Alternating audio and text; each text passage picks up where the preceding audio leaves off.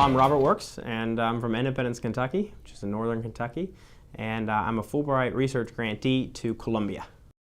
My interest in Latin America came as a child because I grew up on a farm, and I had a lot of influence with a lot of people who helped my father growing up speaking Spanish. My dad couldn't speak Spanish, and he told me you need to learn Spanish.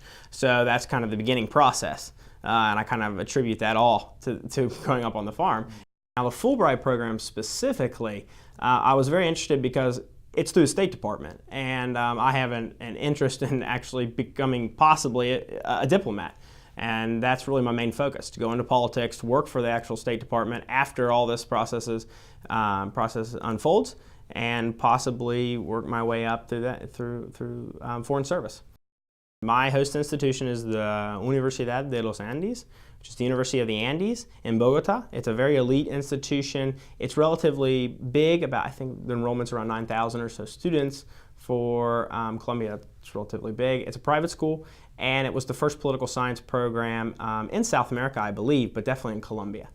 And it has ties directly to the government. A lot of professors, for example, the president of Colombia is a regular visitor. He does seminars, etc. at the university. So the program will allow me to take courses with really well-known academics, as well as commit myself to my own research, which is on judicial reforms, but I'm going to kind of explore a little bit further past that into institutional development and how states that are relatively young, especially in Latin America, and have influence from the United States, become democracies.